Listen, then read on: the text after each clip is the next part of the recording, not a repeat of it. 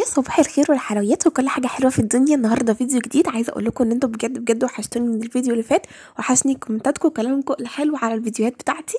فبجد انا حابه ان انا اشكر الناس اللي كتبت لي كومنتات على الفيديو اللي فات، انا شفتها كلها ورديت عليها. النهارده بقى فيديو جديد، وعايزه اقول لكم كده في بدايه الفيديو ان ده الفيديو من اهم الفيديوهات حرفيا اللي انا عملتها على القناه. النهارده الفيديو بتاعنا بعنوان ازاي اذاكر. طبعا كلنا بنبقى عايزين نذاكر بس مش عارفين مثلا ان انا ازاي اذاكر صح، او ازاي اكون انا بذاكر الطريقه اللي تضمني ان انا اكون بعرف احل الاسئله بتاعه الامتحانات والاسئله الصعبه. النهارده هشارك معاكم طريقتي في المذاكره والطريقه اللي انا بقيت بجربها وماشيه معاها ماشيه عليها الفتره دي. مش عارفه انا متلخبطه ليه.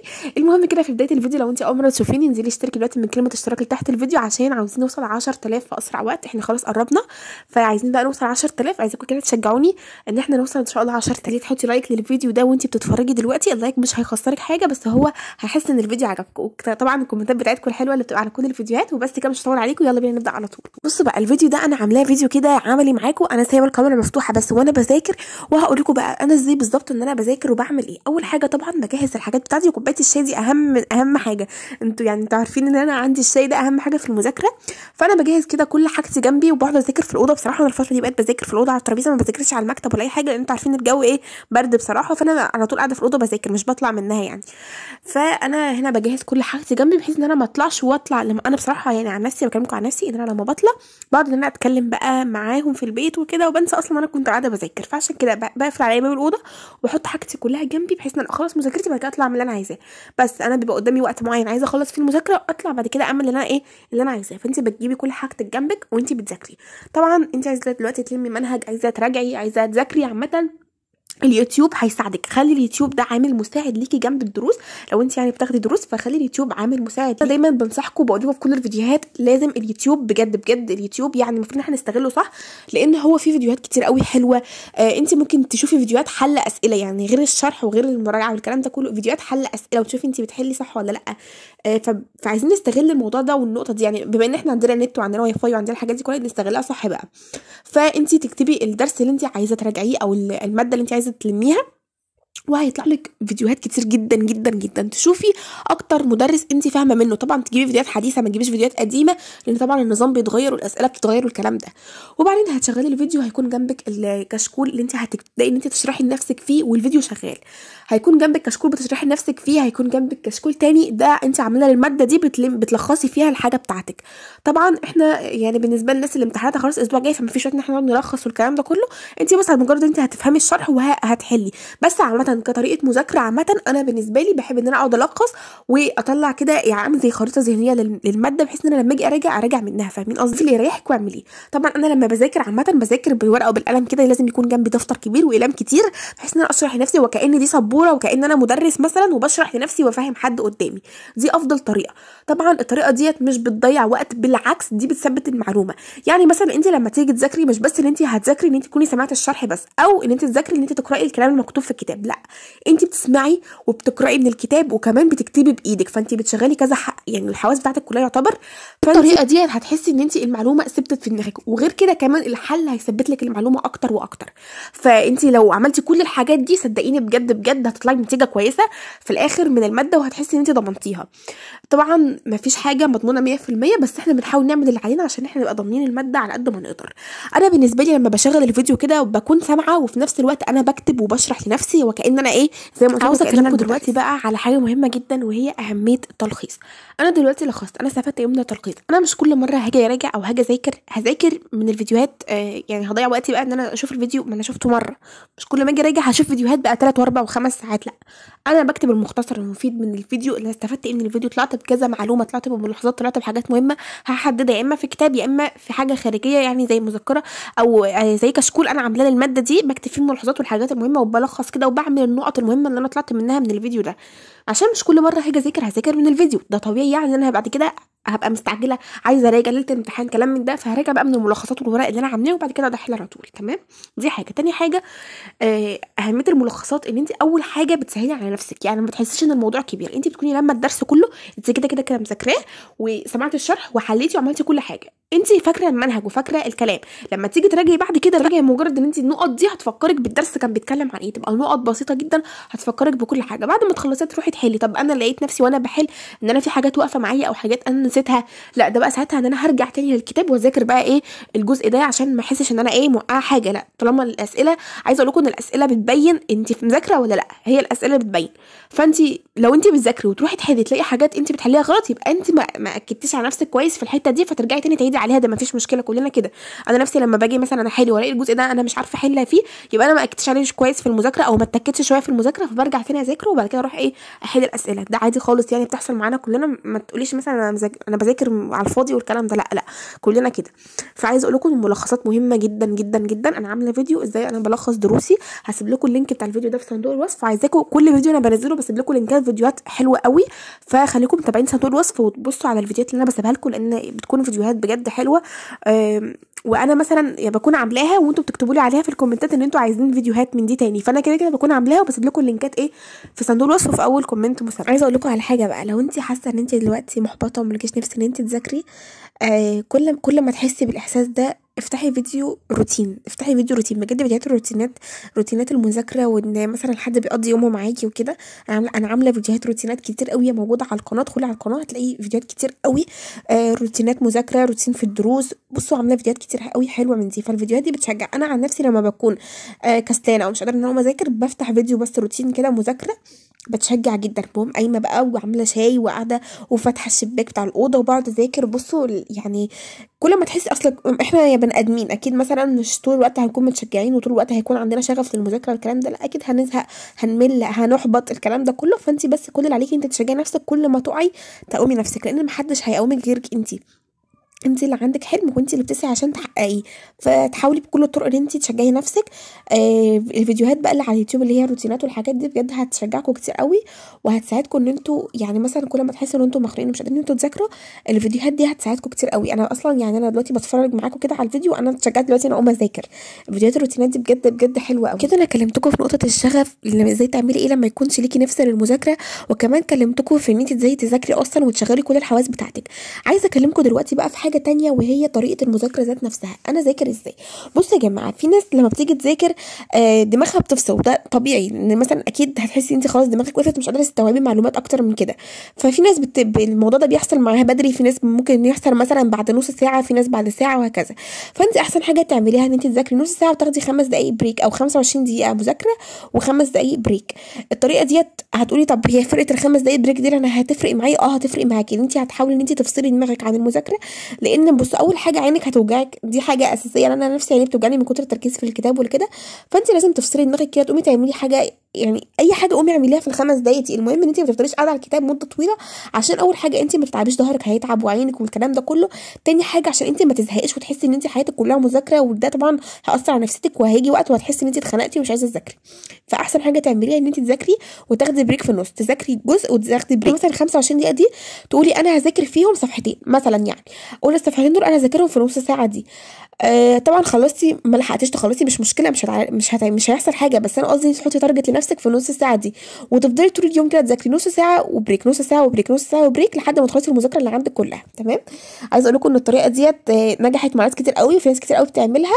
فلو انت من الناس اللي بتزهق بسرعه من المذاكره ومالكيش تقول على ان انت تفضلي قاعده على الكتاب، اعملي الطريقه دي وهتشجعك، وهتحسي ان انت بتذاكري كتير من غير ما تحسي. يعني لو انت نص ساعه، مجرد بس انت هتذاكري نص ساعه مش هتحسي بالوقت، وهتكوني بتذاكري كميه حلوه. وبما ان احنا بقى بنتكلم عن افضل طريقه للمذاكره وازاي تحسني من مستواكي والكلام ده كله، عايزه اقول لكم بقى ان من الحاجات اللي فرقت معايا جدا جدا جدا بجد الفتره دي، وهي ان انا بقيت مواظبه على التودو ليست اللي انا بعملها كل يوم. اول ما بصحى ببدا ان انا اكتب المهام والحاجات اللي انا عايزه انجزها في يومي. عايزه اقول لكم ان دي مش حاجه تافهه خالص، والله العظيم بجد بجد فرقت مع ناس كتير، وفرقت معايا انا شخصيا لما بقيت اكتب الحاجات اللي عندي، وبكتب قدام كل ماده انا عايزه اذاكرها الوقت اللي انا محدده ليها. لان انا الاول كنت بعمل تو ليست عادي يا جماعه، بس اقعد طول اليوم اذاكر في ماده او مادتين. لا دلوقتي لما بقيت بحدد وقت لكل ماده، ببدا ان انا خلاص دلوقتي عندي ساعتين مثلا مذاكره احياء، فبقعد اذاكر. طبعا في بريك في النص، يعني لما بزهق باخد بريك وبرجع اكمل، بس المهم ان انا من غير البريكات ومن غير الحاجات دي كلها، يعني انا اطلع للاحياء ساعتين مذاكره، اشيل منهم بقى اللي انا خدته بريك والكلام ده كله. المهم ان في الاخر اكون انا ذاكرت الاحياء ساعتين كاملين. احسن طريقه بصراحه التو دو ليست، بجد بجد حلوه قوي. كل يوم لما تصحي من النوم اول حاجه تصحي تعملي التو دو ليست بتاعتك، تشوفي النهارده انت عايزه تذاكري مواد ايه. وطبعا المذاكره والتو دو ليست انت هتعمليها على حسب اولوياتك انت، وعلى حسب انت النهارده عايزه تذاكري ايه. طبعا مثلا عندك امتحان اخر الاسبوع على الكيمياء، فتبداي انت عايزه تجهزي له من دلوقتي ان انت تراجعي وتذاكري والكلام ده، فتقعدي تذاكري من الاول.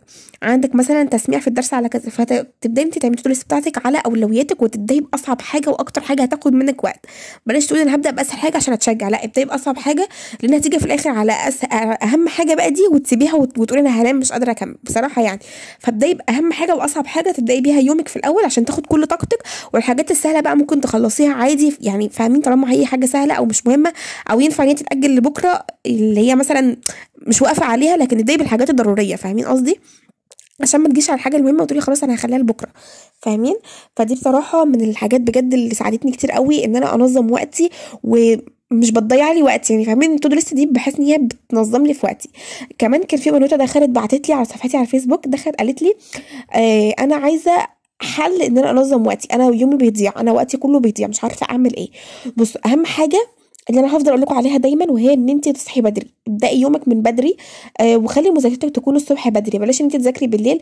انا بقول لكم كده وانا اصلا بذاكر بالليل، بس احسن حاجه ان انت تعمليها ان انت تذاكري الصبح. المذاكره الصبح بتبقى حاجه تانية خالص، بس بما ان احنا بتكون دروسنا الصبح والكلام ده، فغصب عننا ان احنا بنضطر ان احنا نذاكر بالليل. بس لو تقدري ان انت تصحي من الفجر وتذاكري قبل دروسك يبقى كويس جدا جدا بجد، اللي هو تصحي من بدري وتذاكري وتخلصي مذاكرتك قبل الدروس، ولما تيجي بالليل مجرد ان انت هتحلي الواجبات والكلام من ده. دي طبعا تبقى حاجه كويسه جدا لو قدرتوا تعملوا كده. وطبعا لو مش قادرين ان انتوا تعملوا كده يبقى ما فيش مشكله ان انا لو هذاكر بالليل، اهم حاجه بس ان انا اكون فاصله نفسي عن جو البيت، وعن مثلا لو في ناس عندنا بيتكلموا والكلام ده كله حوالينا في البيت. انتوا عارفين بقى الجو بالليل بيبقى خلاص بقى كلنا بنبقى ملمومين والكلام ده، لا انت تفصلي نفسك عن الجو ده خالص، بحيث انت تذاكري مذاكرتك وتخلصيها وبعد كده اعملي اللي انت عايزاه. ما ينفعش مثلا اروح اجيب الكتب بتاعتي واقعد اذاكر قدام التلفزيون او اقعد اذاكر وفي ناس بتتكلم جنبي، لا ذاكري لوحدك عشان ما يبقاش في اي نوع من انواع التشتت، وتبقى دماغك مركزه كل تركيزك كله في الكتاب اللي انت بتذاكريه ده بس. ما تشغليش بالك بقى وانت بتذاكري دلوقتي تقولي ده انا مراكم عليا ايه، ده انا ورايا ايه، ده انا هعمل ايه، لا بلاش كده خالص. خلي كل تركيزك في الماده دي بحيث ان انت تنجزيها، وبعد كده فوقي وشوفي اللي وراكي بعد كده، فاهمين؟ بصراحه يعني دي من احسن الحاجات اللي انا بعملها. المهم عايزه اقول لكم بقى، بعد ما بخلص مذاكره الماده بسمعها يوتيوب، بلخصها، بذاكرها، ببدا ان انا يعني اعمل ملخص ليها وبذاكرها بالورقه والقلم والكلام ده كله. بعد ما اخلص انا كده مش ما خلصتش مذاكره، لا اجيب بقى اللي انا سمعت الشرح بتاعه ده وان انا لخصته واللي انا عملته اذاكره من الاول خالص. ابدا ان انا اذاكر من الكتاب، اقرا الحاجات الموجوده في الكتاب بحيث ان اتاكد ان انا يعني ايه خلاص انا عملت كل حاجه ممكنه ان انا اذاكر الماده دي. فانا بذاكر بقى ايه من الكتاب بعد ما اخلص واسمع الشرح وكل حاجه، بذاكر من الكتاب قبل ما ابدا ان انا احل. انا كده عملت خطوات كتير قوي تساعدني ان انا اكون ضمنت الماده. سمعت الشرح، قرات من الكتاب، عملت ملخص، وشرحت لنفسي بالورقه والقلم، فانا عملت حاجات كتير قوي. هبدا بعد كده بقى احل، والحل ده اللي هيثبت لي المعلومات، لان الاسئله في الامتحان مش هتكون شفوي، الاسئله بتكون تحريري. فالاسئله بتكون طبعا انتوا عارفين ان الاسئله بتكون ايه مش مباشره، والاسئله بتكون لفه وحاجات كده فظيعه. فالمهم ان احنا بنعمل اللي علينا، وطبعا الاسئله اللي بتقف معاكي ما تسيبيش كده سؤال غير لما تكوني عارفه اجابته ايه وليه. لو انت مش مقتنعه بالاجابه تسالي فيها المدرس بتاعك في الدرس. عايزه اكلمكم بقى كمان على حاجه مهمه قوي، وهي اقلام التحديد او اقلام الماركر. عايزه اقول لكم ان دي بقى بصراحه يعني انا بستخدمها لما بكون يعني عامله قعده مذاكره كده جامده، مش على طول بستخدمها، بس طبعا هي مهمه جدا بجد. لما تيجي تذاكري بقى وتقعدي بقى تلمي المنهج كده والحاجات دي هتلاقيها جنبك. انا في العادي عامه مش بستخدمها قوي، بس لما باجي بقى اذاكر وراجع من الاول اللي هو مذاكره بقى مذاكره جد، مذاكره امتحانات وثانويه عامه وكده، لا بستخدمها بصراحه. عايزه اقول لكم ان الستيكي نوتس والماركر والحاجات دي كلها مهمه مهمه مهمه بمعنى الكلمه. انا مش بقول لكم كلام كده وخلاص، بجد مهمه، عشان لما تيجي تراجعي تاني من الكتاب عينك تيجي على الحاجات اللي انت محدداها، ما تحدديش على اي حاجه، لا تحددي وتعملي هايلايت كده على الحاجات المهمه اللي انت حاسه ان هي ممكن تكون موضع امتحان. لو في ارقام، لو في نسب، لو في تواريخ مثلا، حاجات من دي حددي عليها. لو في حاجه مثلا ما بين السطور وحاسه ان هي ممكن تيجي في الامتحان تحددي عليها عشان تكون باينه اكتر، ولما تيجي تذاكري هترجعي منها. المهم يعني ان انا في نهايه اليوم ده كله ان انا لميت اول باب في الجيولوجيا. طبعا بعد ما خلصت بقى رحت عملت كوبايه شاي، طبعا اخدت فاصل كده بحيث ان انا دماغي ايه تفصل شويه من المذاكره، وقمت بقى عملت كوبايه شاي عشان اعرف ان انا اركز وانا هحل دلوقتي بقى الاسئله اللي على الجزء اللي انا ذاكرته ده، بحيث ان انا يعني ايه اكون مجمعه. طبعا انا بحل الاسئله مش ببص على الاجابات خالص، الاجابات بتكون في اخر الكتاب، انا بحل وبعد كده بروح ابص على الاجابات وبصحح لنفسي لو عندي حاجه غلط، بشوفها بقرا السؤال تاني بقى واتاكد ان ايه ان الاجابه دي بقى. لو مش مقتنعه بيها على فكره والله بعلم على السؤال وبسال فيه المستر. تمام. فالمهم ان انا بخلص وبصحح لنفسي. طبعا كان عندي اخطاء لان طبيعي جدا مش هحل كل الاسئله صح، لازم يبقى عندي اخطاء. فالاخطاء بقى والحاجات اللي انا غلطت فيها دي اللي انا هرجع واعيد عليها تاني في المذاكره واكد عليها. اهم حاجه في الموضوع كله ان انت تكوني بتشجعي نفسك. يعني مثلا لما تلاقي اخطاء بلاش تحبطي نفسك وتقولي ده انا مش عارفه اذاكر، والكلام السلبي هياثر عليكي حتى لو انت من جواكي عايزه تذاكري، بس الكلام ده هياثر عليكي، وخصوصا ان انت اللي بتقولي لنفسك. بالعكس انت شجعي نفسك، كل ما تقولي لنفسك كلام ايجابي كل ما تشجعي نفسك اكتر، كل ما هتحسي ان مستواكي بيتحسن اكتر. تمام. مفيش مشكله نغلط، كلنا بنغلط على فكره في الاسئله بعد ما نذاكر عادي، بس الفكره من الموضوع كله ان انت تكوني بتشوفي الاجابات بتاعتك الصح، وتشوفي انت الاجابه دي ليه وليه. ما تسيبيش سؤال كده غير ما تكوني عارفه ايه هي اجابته، وتكوني بقى الحاجات اللي ملخبطاكي ديت في الماده ترجعي لها تاني وتذاكريها. المهم يعني ان انا عايزه اقول لكم ان مفيش حاجه صعبه، وكل حاجه اهم حاجه بس يبقى عندك ثقه في نفسك، وتشجعي نفسك طول ما تحسي ان انت تيأسي. تشجعي نفسك زي ما قلت لكم، الفيديوهات الروتينات دي هتشجعك جدا جدا بجد، وان شاء الله ربنا يوفقنا كلنا وكل واحد نفسه في حاجه يحققها باذن الله. ده كان يومي النهارده، حاولت ان انا اشجعكم على قد ما اقدر واذاكر معاكم في اليوم. لو انتوا حابين النوع ده من الفيديوهات اكتبوا لي في الكومنتات، وهعمل لكم بقى سلسله فيديوهات من دي كتير قوي، يبقى فيديوهات كده كلها نصايح واتكلم معاكم فيها لو انتوا حابين يعني.